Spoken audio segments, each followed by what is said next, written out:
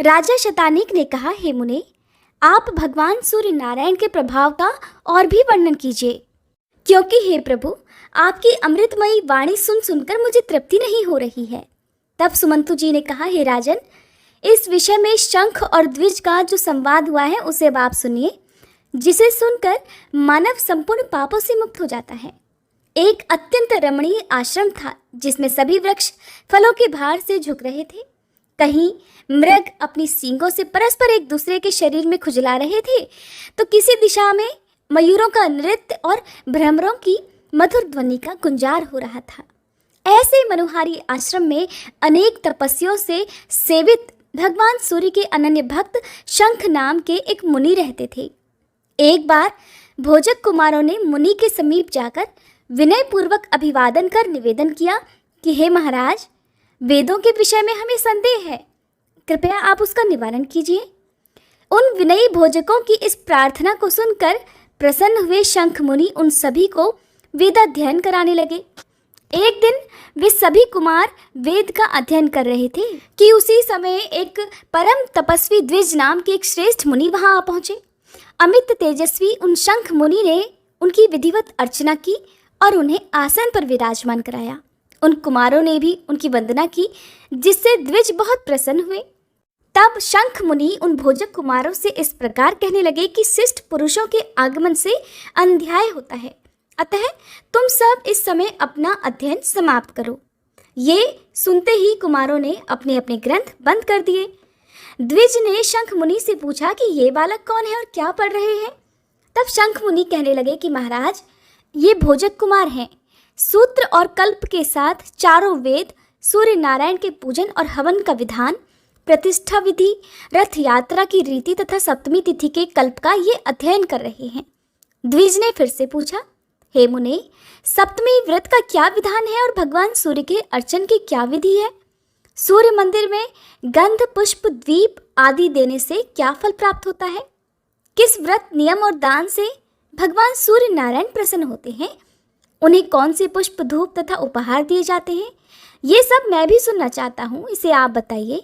सूर्य नारायण के महात्म्य की भी विशेष रूप से चर्चा कीजिए। तब शंख मुनि कहने लगे कि इस प्रसंग में मैं महाराज सांब और महर्षि वशिष्ठ के संवाद का वर्णन कर रहा हूँ, ध्यानपूर्वक सुनो।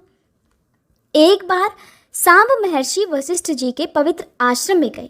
वहां जाकर उन्होंने नियतात्मा वशिष्ठ जी के चरणों में प्रणाम किया और हाथ जोड़कर विनीत भाव से खड़े हो गए। महर्षि वशिष्ठ ने भी उनके भक्ति भाव को देखकर प्रसन्न मन से उनसे पूछा, सांब, तुम्हारा तो संपूर्ण शरीर भयंकर कुष्ठ रोगों से विदीर्ण हो गया था, ये सर्वथा रोग मुक्त कैसे हुआ? और तुम्हारे शरीर की दिव्य कांति और शोभा कैसे बढ़ गई, ये सब मुझे बताओ। तब सांब ने कहा, महाराज, मैंने भगवान सूर्य नारायण की आराधना उनके सहस्त्र नामों द्वारा की है। उसी आराधना के प्रभाव से उन्होंने प्रसन्न होकर मुझे साक्षात दर्शन दिए और उनसे ही मुझे वर की भी प्राप्ति हुई है। वशिष्ठ जी ने पुनः पूछा, तुमने किस विधि से सूर्यदेव की आराधना की? तुम्हें किस व्रत तप अथवा दान से उनका साक्षात दर्शन हुआ? ये सब विस्तार पूर्वक बतलाओ। सांब कहने लगे कि महाराज, जिस विधि से मैंने भगवान सूर्य को प्रसन्न किया है वह सारा वृतांत अब आप भी ध्यानपूर्वक सुनिए। आज से बहुत पहले मैंने अज्ञानवश दुर्वासा मुनि का उपहास किया था, इसलिए क्रोध में आकर उन्होंने मुझे कुष्ठ रोग से ग्रसित होने का श्राप दे डाला, जिससे मैं कुष्ठ रोगी हो गया। तब अत्यंत दुखी और लज्जित होते हुए मैंने अपने पिता अर्थात भगवान श्री कृष्ण के पास जाकर निवेदन किया कि हे तात, मैं दुर्वासा मुनि के श्राप से कुष्ठ रोग से ग्रस्त होकर अत्यधिक पीड़ित हो रहा हूँ। पिताश्री, मेरा शरीर गलता जा रहा है, कंठ का स्वर भी बैठता जा रहा है और पीड़ा से प्राण निकले जा रहे हैं। वैद्यों आदि के द्वारा उपचार कराने पर भी मुझे शांति नहीं मिलती। अब आपकी आज्ञा प्राप्त कर मैं प्राण त्यागना चाहता हूँ, अतः आप मुझे ये आज्ञा देने की कृपा करें जिससे मैं इस कष्ट से मुक्त हो सकूं। मेरा यह दीन वचन सुनकर उन्हें बड़ा दुख हुआ और फिर उन्होंने क्षण भर विचार कर मुझसे कहा कि पुत्र, धैर्य धारण करो और चिंता मत करो, क्योंकि जैसे सूखे तिनकों को आग जलाकर भस्म कर देती है, वैसे ही चिंता करने से रोग और अधिक कष्ट देता है। भक्तिपूर्वक तुम देव आराधना करो, उससे सभी रोग नष्ट हो जाएंगे। पिता के ऐसे वचन सुनकर मैंने पूछा कि तात ऐसा कौन सा देवता है जिसकी आराधना करने से इस भयंकर रोग से मुझे मुक्ति मिल सके। तब भगवान श्री कृष्ण कहने लगे कि पुत्र, एक समय की बात है, योगी श्रेष्ठ याज्ञवल्क्य मुनि ने ब्रह्मलोक में जाकर पद्मयोनि श्री ब्रह्मा जी को प्रणाम किया और उनसे पूछा कि महाराज, मोक्ष प्राप्त करने के इच्छुक प्राणी को किस देवता की आराधना करनी चाहिए? अक्षय स्वर्ग की प्राप्ति किस देवता की उपासना करने से हो जाती है? ये चराचर विश्व किससे उत्पन्न हुआ है और किस में लीन हो जाता है? इन सब का कृपया आप वर्णन कीजिए।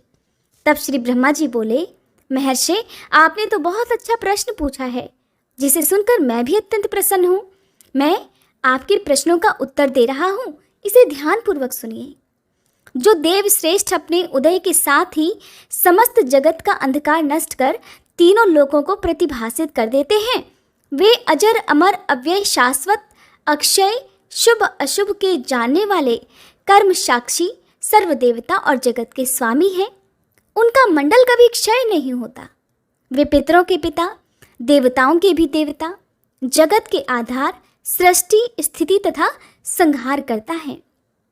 योगी पुरुष वायु रूप होकर जिनमें लीन हो जाते हैं, जिनकी सहस्त्र रश्मियों में मुनि सिद्धगण और देवता निवास करते हैं, जनक व्यास शुकदेव बालखिल्य आदि ऋषिगण, पंचशिख आदि योगीगण जिनके प्रभा मंडल में प्रविष्ट हुए हैं, ऐसे वे प्रत्यक्ष देवता सूर्य नारायण ही हैं। ब्रह्मा, विष्णु तथा शिव आदि का नाम तो मात्र सुनने में ही आता है, पर सभी को वे दृष्टिगोचर नहीं होते, अर्थात दिखाई नहीं देते। किंतु तिमिर नाशक अर्थात अंधकार का नाश करने वाले सूर्य नारायण सभी को प्रत्यक्ष रूप से दिखाई देते हैं, इसलिए वे सभी देवताओं में श्रेष्ठतम हैं। अतः हे याज्ञवल्क्य, आपको भी सूर्य नारायण के अलावा अन्य किसी देवता की उपासना नहीं करनी चाहिए। इन प्रत्यक्ष देवता की आराधना करने से सभी फल प्राप्त हो सकते हैं। याज्ञवल्क्य मुनि ने कहा कि महाराज, आपने मुझे बहुत ही उत्तम उपदेश दिया है जो बिल्कुल सत्य है। मैंने तो पहले भी बहुत बार सूर्य नारायण के महात्म्य को सुना है, जिनके दक्षिण अंग से विष्णु, वाम अंग से स्वयं आप और ललाट से रुद्र उत्पन्न हुए हैं। उनकी तुलना और कौन देवता कर सकते हैं? उनके गुणों का वर्णन भला किन शब्दों में किया जा सकता है? अब मैं उनकी उस आराधना विधि को भी सुनना चाहता हूँ, जिसके द्वारा मैं संसार सागर को पार कर जाऊं। वे कौन से व्रत, उपवास, दान, होम, जप, तप आदि हैं जिनके करने से सूर्य नारायण प्रसन्न होकर समस्त कष्टों को दूर कर देते हैं? ये सब आप बतलाने की कृपा करें, क्योंकि प्राणियों द्वारा धर्म, अर्थ, काम प्राप्ति के लिए जो प्रयास किए जाते हैं, उनमें वही चेष्टा, वही प्रयास सफल है जो भगवान सूर्य का आश्रय ग्रहण कर अनुष्ठित हो, अन्यथा वे सभी क्रियाएं व्यर्थ हैं। इस अपार घोर संसार सागर में निमग्न प्राणियों द्वारा एक बार भी किया गया सूर्य नमस्कार मुक्ति को प्राप्त करा देता है। भक्ति भाव से परिपूर्ण याज्ञवल्क्य के इन वचनों को सुनकर श्री ब्रह्मा जी प्रसन्न हो उठे और कहने लगे कि याज्ञवल्क्य, आपने सूर्य नारायण की आराधना का जो उपाय पूछा है, उसका मैं वर्णन कर रहा हूँ, एकाग्रचित्त होकर अब आप सुनिए। श्री ब्रह्मा जी बोले, आदि और अंत से रहित सर्वव्याप्त पर ब्रह्म अपनी लीला से प्रकृति पुरुष रूप धारण करके संसार को उत्पन्न करने वाले, अक्षर सृष्टि रचना के समय ब्रह्मा, पालन के समय विष्णु और संहार काल में रुद्र का रूप धारण करने वाले सर्वदेवमय पूज्य भगवान सूर्य नारायण ही हैं। अब मैं भेदा भेद स्वरूप उन भगवान सूर्य को प्रणाम करके उनकी आराधना का वर्णन करूंगा। वह अत्यंत गुप्त है, जिसे प्रसन्न होकर भगवान भास्कर ने मुझसे कहा था। श्री ब्रह्मा जी फिर से कहने लगे कि याज्ञवल्क्य, एक बार मैंने भगवान सूर्य नारायण की स्तुति की थी। उस स्तुति से प्रसन्न होकर वे प्रत्यक्ष प्रकट हुए। तब मैंने उनसे पूछा कि महाराज, वेद वेदांगों में और पुराणों में आपका ही प्रतिपादन हुआ है। आप शाश्वत, अज तथा परब्रह्म स्वरूप हैं। ये जगत आप में ही स्थित है। गृहस्थ आश्रम जिनका मूल है, ऐसे वे चारों आश्रमों वाले रात दिन आपकी अनेक मूर्तियों का पूजन करते हैं। आप ही सबके माता पिता और पूज्य हैं। आप किस देवता का ध्यान और पूजन करते हैं, मैं इसे नहीं समझ पा रहा हूँ। इसे मैं सुनना चाहता हूँ और मेरे मन में इसके प्रति बड़ा कौतूहल है। भगवान सूर्य ने कहा था, हे ब्राह्मण, ये अत्यंत गुप्त बात है, किंतु आप मेरे परम भक्त हैं, इसलिए मैं इसका यथावत वर्णन कर रहा हूँ। वे परमात्मा सभी प्राणियों में व्याप्त, अचल, नित्य, सूक्ष्म तथा इंद्रियातीत हैं। उन्हें क्षेत्रज्ञ, पुरुष, हिरण्यगर्भ, महान, प्रधान तथा बुद्धि आदि अनेक नामों से जाना जाता है। जो तीनों लोकों के एकमात्र आधार हैं, वे निर्गुण होकर भी अपनी इच्छा से सगुण हो जाते हैं। खुद से कोई कर्म नहीं करते और ना तो कर्म फल की प्राप्ति से संलिप्त रहते हैं। वे परमात्मा सब ओर सिर, नेत्र, हाथ, पैर, नासिका, कान तथा मुख वाले हैं। वे समस्त जगत को आच्छादित करके अवस्थित हैं और सभी प्राणियों में स्वच्छंद होकर आनंद पूर्वक विचरण करते रहते हैं। शुभाशुभ कर्म रूप बीज वाला शरीर क्षेत्र कहलाता है। इसे जानने के कारण परमात्मा क्षेत्रज्ञ कहलाते हैं। वे अव्यक्तपुर में शयन करने से पुरुष, बहुत रूप धारण करने से विश्वरूप और धारण पोषण करने के कारण महापुरुष कहे जाते हैं। ये ही अनेक रूप धारण करते हैं। जिस प्रकार एक ही वायु शरीर में प्राण, अपान आदि अनेक रूप धारण किए हैं, और जैसे एक ही अग्नि अनेक स्थान भेदों के कारण अनेक नामों से अभिहित की जाती है, ठीक उसी प्रकार परमात्मा भी अनेक भेदों के कारण बहुत सारे रूप धारण करते हैं।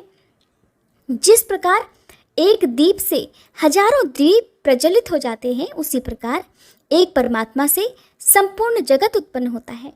जब वह अपनी इच्छा से संसार का संहार करता है, तब फिर एकाकी ही रह जाता है। परमात्मा को छोड़कर जगत में कोई स्थावर या जंगम पदार्थ नित्य नहीं है, क्योंकि वे अक्षय, अप्रमेय और सर्वज्ञ कहे जाते हैं। उनसे बढ़कर कोई अन्य नहीं है। वे ही पिता हैं, वे ही प्रजापति हैं। सभी देवता और असुर आदि उन परमात्मा भास्कर देव की आराधना करते हैं और वे उन्हें सद्गति प्रदान करते हैं। वे सर्वगत होते हुए भी निर्गुण हैं। उसी आत्मस्वरूप परमेश्वर का मैं ध्यान करता हूँ तथा सूर्य रूप अपने आत्मा का ही पूजन करता हूँ। हे याज्ञवल्क्य मुने, भगवान सूर्य ने स्वयं ही ये सारी बातें मुझसे कही थी।